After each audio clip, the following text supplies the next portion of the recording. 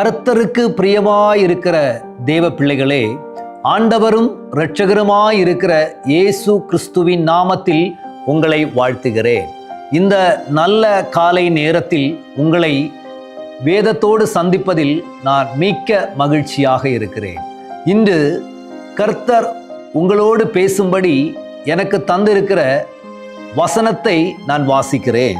மத்தேயு எழுதின சுவிசேஷம் 21வது அதிகாரம் 19வது வசனம். அது வழியருகே ஒரு அத்திமரத்தை கண்டு அதனிடத்திற்கு போய் அதிலே இலைகளை அன்றி வேறொன்றையும் காணாமல் இனி ஒரு காலமும் உன்னிடத்தில் கனி உண்டாகாதிருக்க கடவது என்றார். உடனே அத்திமரம் பட்டு போயிற்று.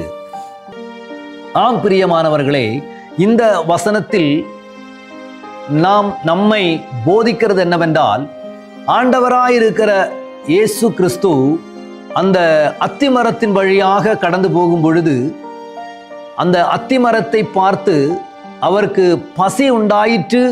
அந்த அத்திமரத்தை பார்த்து அவர் பசிக்கு ஏதாவது அகப்படுமோ என்று அந்த மரத்தை கவனித்து பார்க்கிறார். ஆனால் அந்த மரத்தில் இலைகளே அல்லாமல் வேறே ஒன்றும் காணவில்லை என்று வேதம் தெளிவாக கூறுகிறது. இந்த வார்த்தையை நீங்கள் கவனிக்கும் பொழுது அத்திமர காலம் சீசன் இல்லாத நேரம் என்றும் வேதம் சொல்கிறது. ஆனா அத்திமர சீசன் ஒரு 4 மாதத்திற்கு அப்புறம்தான் சீசன் வரும் என்றால் அதற்கு முதற்கொண்டே அந்த அத்திமரத்தில் சில பூக்கள் பூத்திருக்கு. அதன் பிறகு பார்த்தீங்கன்னா கொஞ்ச நாளுக்கு அப்புறம் சின்ன சின்ன காய்கள் அதிலே இருக்கும்.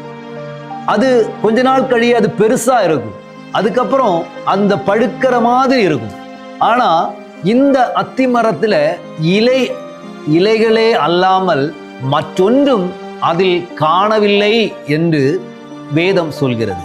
இப்படிதான் சிலவங்க வாழ்க்கையில பார்க்கிறதுக்கு செழிப்பா இருப்பாங்க, ஆனா அவங்களுக்குள்ள ஒரு பலமும் இல்லாமல் இருக்கும், ஒரு நன்மையும் இல்லாமல் இருக்கும். இன்னைக்கு பார்த்தீங்கன்னா நாம் கஷ்டப்பட்டு வேலை செய்கிறோம். அது நாம் தேவைக்கு பயன்படுத்துவதற்காக, நல்ல வஸ்திரங்கள் போடுவதற்காக, நல்ல ஆகாரத்தை புசிப்பதற்காக, நம் குழந்தைகளின் தேவைகளை சந்திக்கப்படுவதற்காக.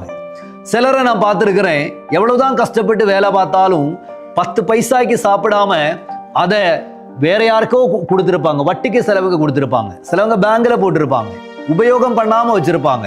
ஆனா கடைசி மரித்து போகிற அளவில் இருக்கும்போது கூட அந்த பணம் அவங்க வேற யார் கையில தான் இருக்கும். அதே மாதிரிதான் சில குடும்ப வாழ்க்கைகள்.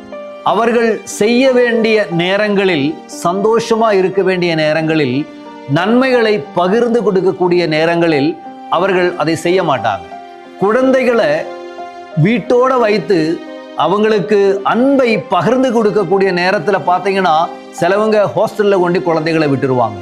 தாய் தகப்பனுடைய அன்பு அந்த குழந்தைகளுக்கு கிடைக்காமலே போயிடும். நான் ஏன் இந்த வார்த்தையை சொல்றேன்னா, அப்படி நிறைய சம்பவங்கள் நாம் முன்பாக நடந்து கொண்டு இருக்கிறது. இந்த வார்த்தையின் மூலமாக நான் உங்களோடு சொல்ல விரும்புகிறது, இந்த அத்திமரத்தை போல அல்ல, நாம் சரியான நேரத்தில் அதற்கான காரியங்களை செய்து கொண்டு இருக்கக்கூடியவர்களாக இருக்க வேண்டும் என்று கர்த்தர் நம்மை குறித்து ஆசைப்படுகிறார். ஒரு அத்திமரம் பலன் கொடுப்பதற்கு முன்பாக பூ பூத்து காய் காய்த்து ஒரு பழத்தை கொடுக்கக்கூடியது போல நம்முடைய வாழ்க்கையிலும் தொடக்கம் முதல் கடைசியாக வரையும் ஒவ்வொரு கிரியைகள் நடக்கும்படி கர்த்தர் விரும்புகிறார். அப்படியாக நீங்கள் இருப்பீர்கள் என்று நான் நம்புகிறேன். கர்த்தர் உங்களை அப்படி மாற்றுவாராக. நான் உங்களுக்காக ஜெபிக்கிறேன். நீங்கள் என்னோடு சேர்ந்து ஜெபியுங்கள். கர்த்தர் உங்கள் வாழ்க்கையில் அற்புதத்தை செய்வார்.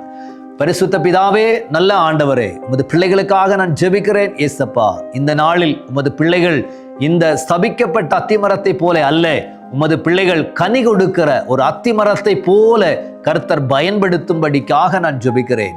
அப்படியே நீர் செய்வதற்காக ஸ்தோத்திரம். இயேசுவின் நாமத்தில் பிதாவே, ஆமென். God bless you. கர்த்தர் உங்களை ஆசீர்வதிப்பாராக.